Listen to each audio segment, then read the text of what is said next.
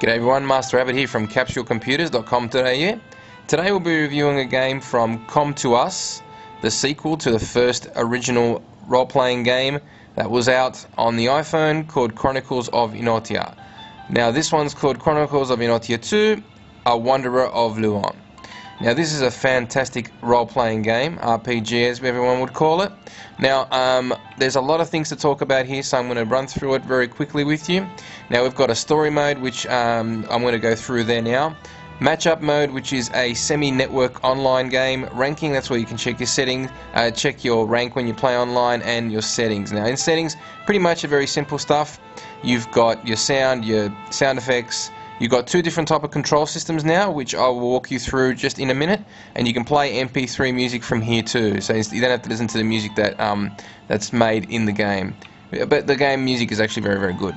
Now what I'll do is I'll run you through setting up a new character. So let's say for example we start a new game, and I've got a few characters already. I'm using a Templar at the moment, but what I'll do is I'll jump into a save spot here. I'll override that one there.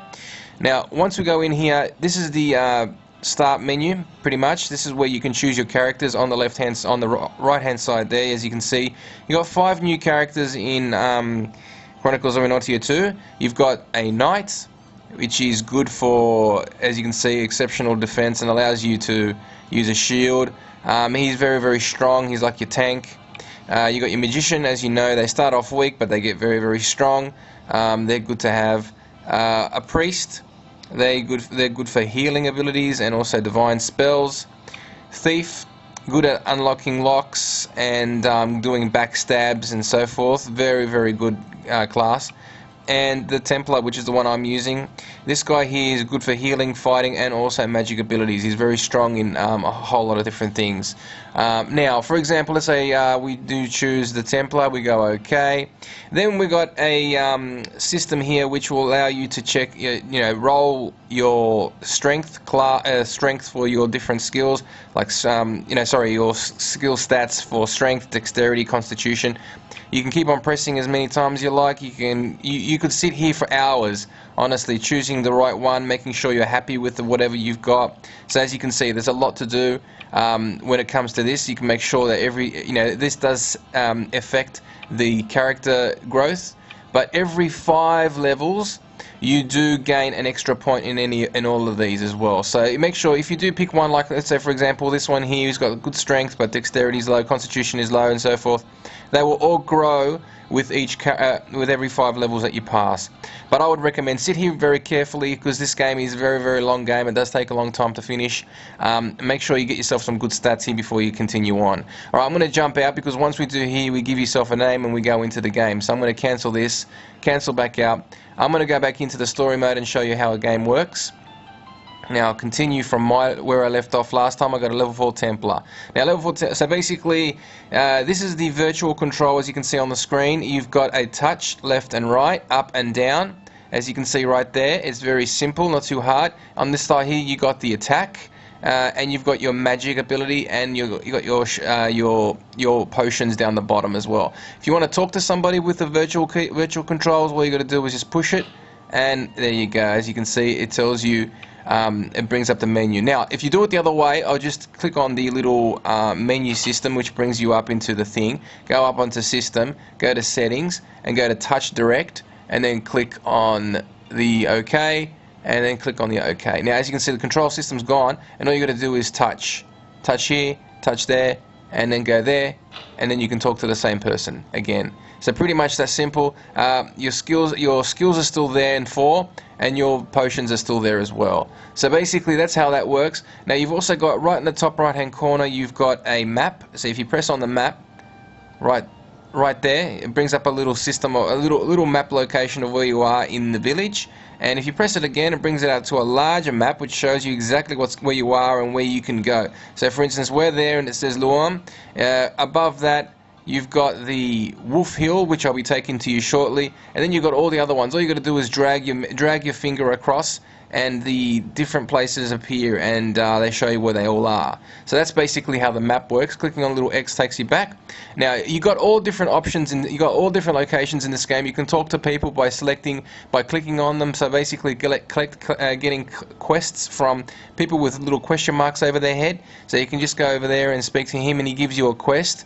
Once he gives you a quest, you can accept it or you can reject it. Now, for example, this guy's asked me to go down and kill some rats.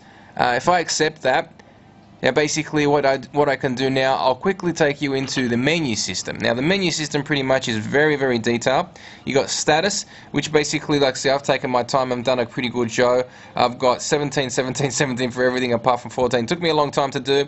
You've also got your health and your MP, as you can see, and your experience bar, which grows across, so 90%, and I've got another 10% before I gain an experience level.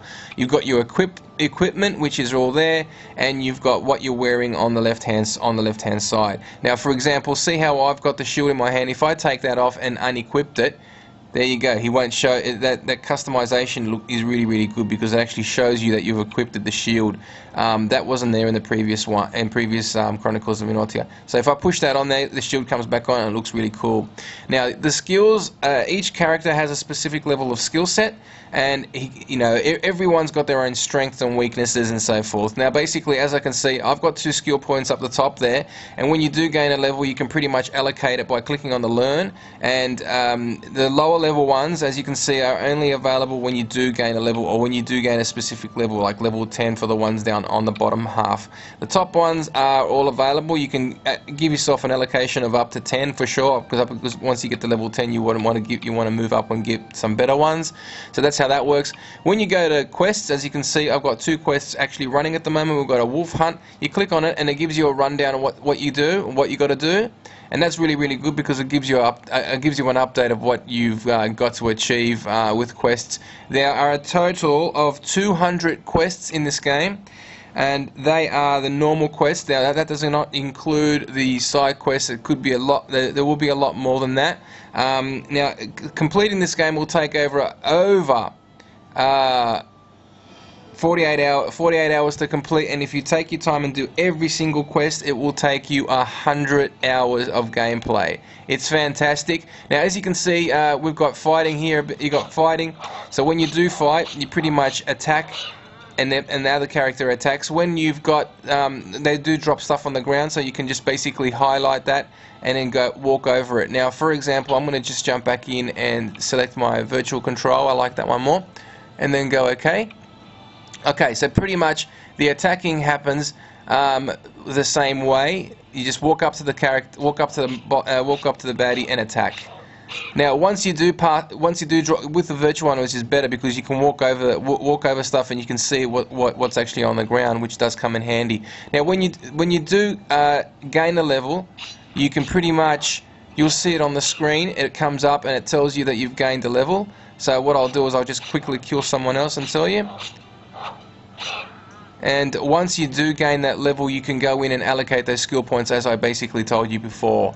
So basically, that's really, really fun. Now, once we do collect those, I've got a mission where I've got to collect and get the leather. Okay, so pretty much there you go. I've just leveled up, and as you can see, you do have drops from monsters as well. You can pick it up. Now, if you do pick it up and you don't have that item already selected, it will automatically attach itself to you. And if you go back in there, and as you go into equipped, there's the gloves that I would have had if I didn't have them picked up. Now, as you can see, the game is very customizable with your character. You've got lots of items to pick up and combine. You have over 50 bosses to attack and go for and kill. Your quests are fantastic. You've got network battle, which I'll explain in the review. And as I said, you've also got 2 other characters which you can carry along with you. They're mercenaries, and you can meet those mercenaries down the track once you find the warrior seal. So basically, there's a lot of stuff to do, a lot of customization, a lot of different things you can do.